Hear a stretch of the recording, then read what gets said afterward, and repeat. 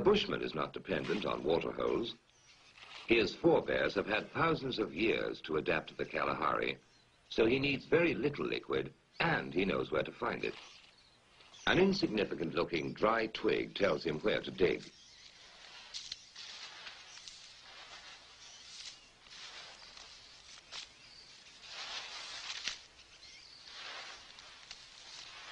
Anyone else would die of thirst in a few days in this treacherous desert that doesn't look like a desert.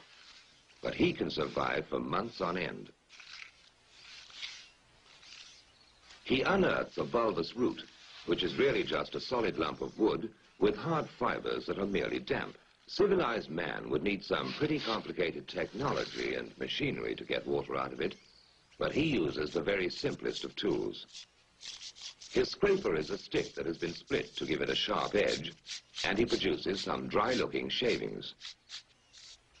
But you take a handful, point your thumb at your mouth, squeeze very hard, and wait for it.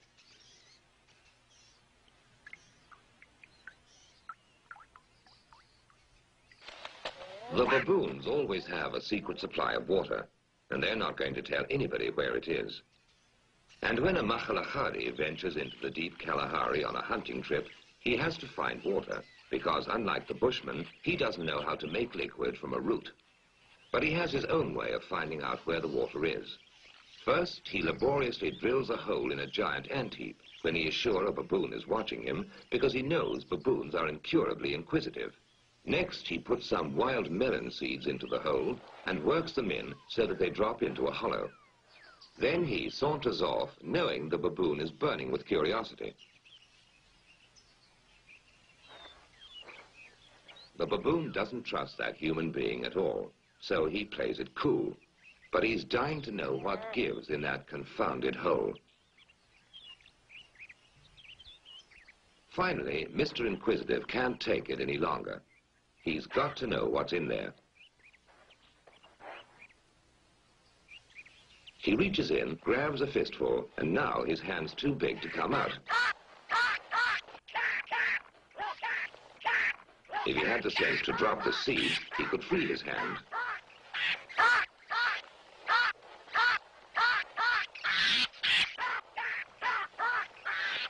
Now he lets go when it's too late.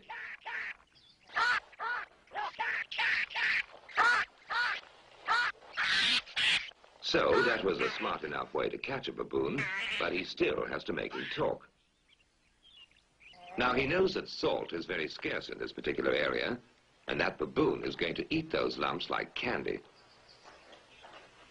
In fact, he has such a ball eating salt that he completely forgets he's under arrest, and that in a little while he's going to be a mighty thirsty baboon.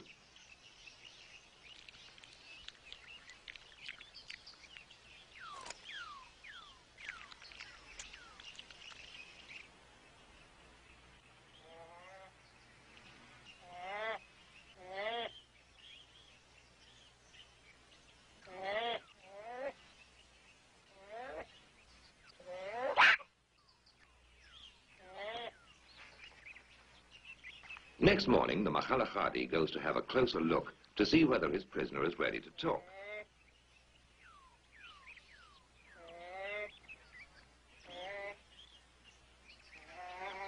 He decides the brainwashing has worked, so he sets him free, knowing that in his condition, he won't care who follows him to the secret reservoir.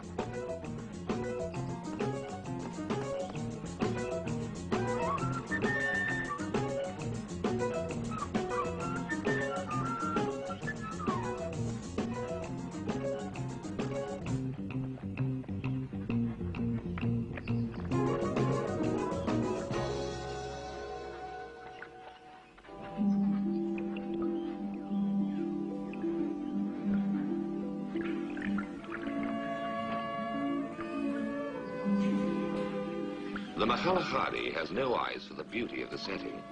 To him, water is beautiful.